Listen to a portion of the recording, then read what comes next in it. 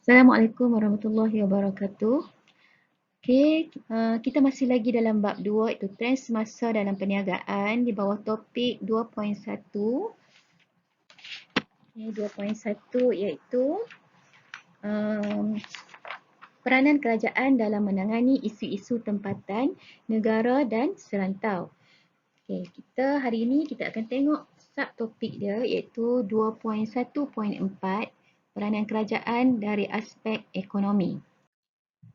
Okay, hari ini kita akan tengok apakah maksud inflasi ataupun inflation dan deflasi dalam bahasa Inggeris deflation. Okay, inflasi.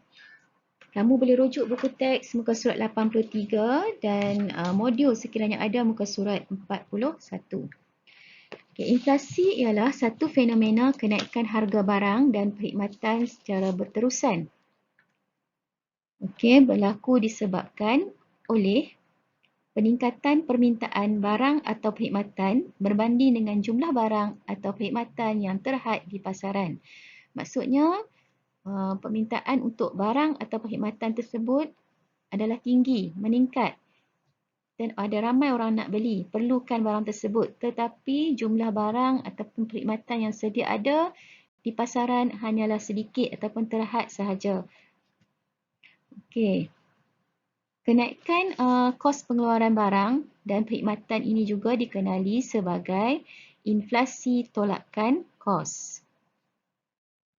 Baik, untuk kamu lebih faham lagi apakah yang dimaksudkan dengan inflasi, mari kita tengok dengan harga RM1. Okay? Harga RM1 yang kita ada, duit RM1, pada tahun 1970-an, kita boleh beli, dapatkan 4 cawan kopi. Kemudian pada sekitar tahun 80-an dengan harga RM1 kita boleh beli 2 cawan kopi. Tahun meningkat pula tahun 1990-an.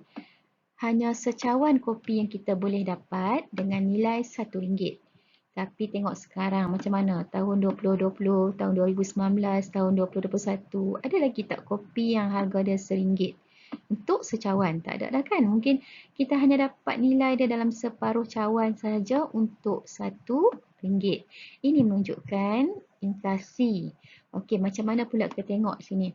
Pada tahun 1973, sekiranya kita ingin membeli sebuah kereta, nilainya hanyalah RM7,000.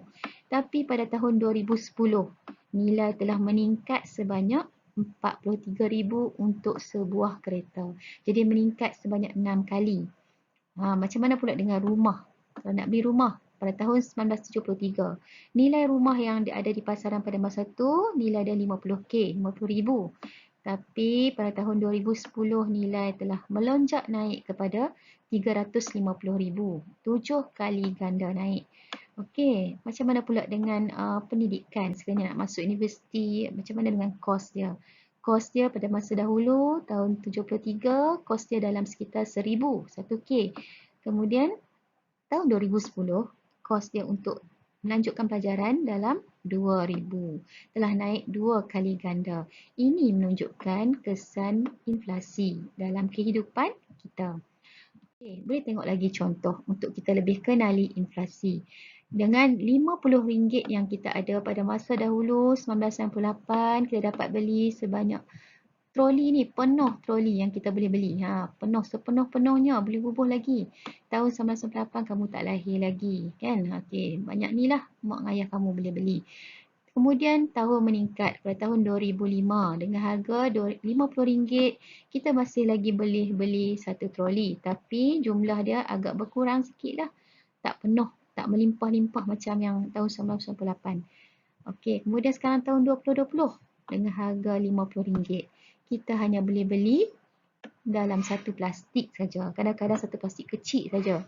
Nilai yang ada itu menunjukkan inflasi. Ya. Okey, baiklah. Apakah langkah-langkah kerajaan untuk mengatasi inflasi? Apa yang kerajaan buat untuk mengatasi inflasi?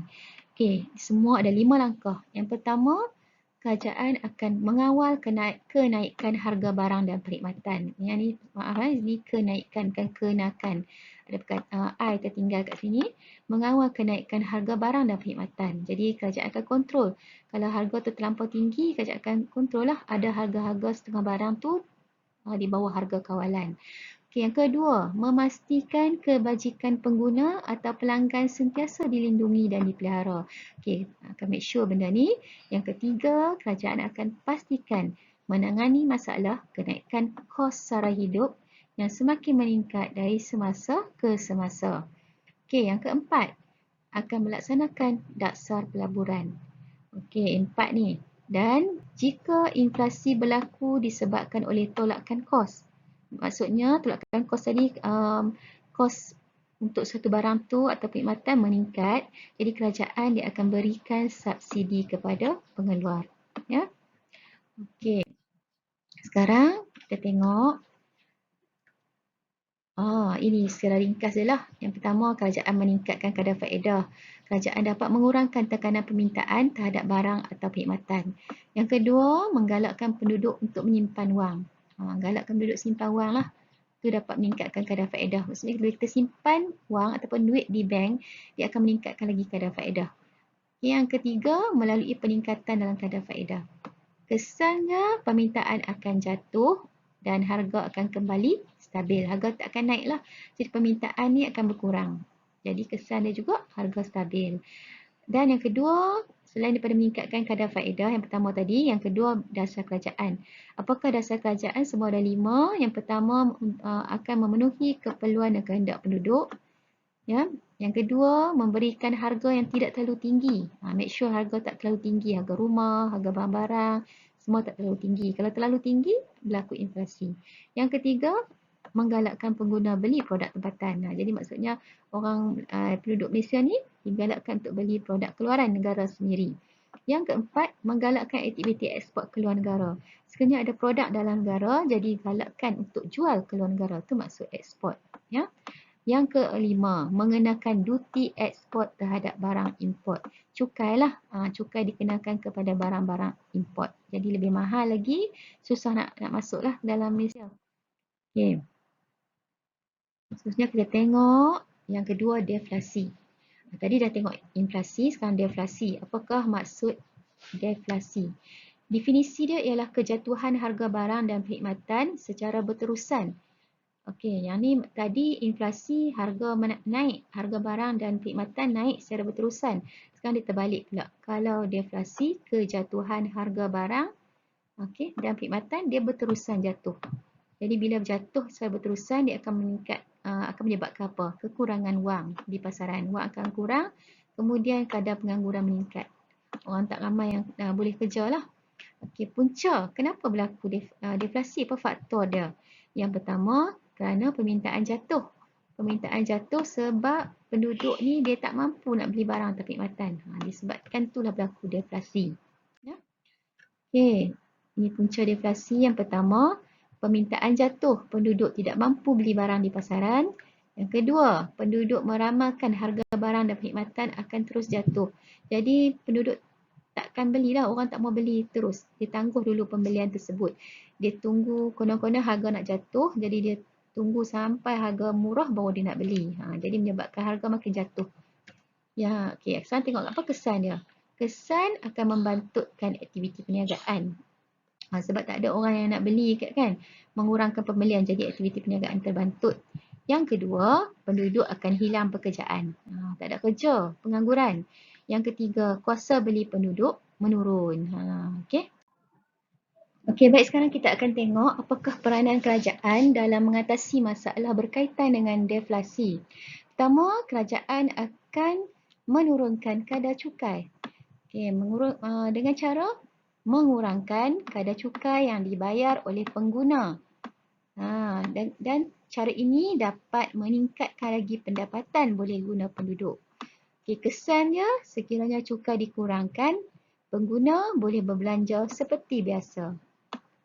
Yang kedua, memberi khidmat nasihat dan perundangan. Memberi khidmat nasihat dan perundangan kepada peniaga.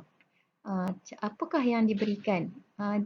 didikan dengan tujuan dia untuk peniaga menggunakan sumber secara optimum dalam perniagaan dan dapat menurunkan cukai ekspor. Seterusnya, yang ketiga, melalui dasar kewangan negara. Dasar kewangan negara yang pertama dengan cara menurunkan kadar faedah. Okay, menurunkan kadar faedah. Jadi, dengan cara menurunkan kadar faedah, pengguna mengurangkan simpanan yang ada di bank dan dalam masa yang sama dapat meningkatkan perbelanjaan. Dan seterusnya, melalui dasar kewangan negara juga, kerajaan menurunkan cukai ekspor dengan cara menggalakkan aktiviti perniagaan pada peringkat antarabangsa. Okey. Ada satu lagi dasar, iaitu dasar fiskal. Dasar fiskal ni dilakukan dengan tujuan untuk menurunkan kadar cukai. Bila menurunkan kadar cukai, perbelanjaan kerajaan pun akan naik. Menurunkan kadar cukai dan menaikkan lagi perbelanjaan kerajaan. Dasar fiskal juga menggalakkan aktiviti perniagaan. Sekiranya aktiviti perniagaan semakin rancak, maka hasil pendapatan kerajaan akan turut sama meningkat. Dan juga dasar fiskal ini dapat diperoleh melalui cukai, ekspor dan juga individu. Jadi sekian untuk hari ini. Kamu tunggu latihan yang akan cikgu berikan. Ya, sekian, terima kasih.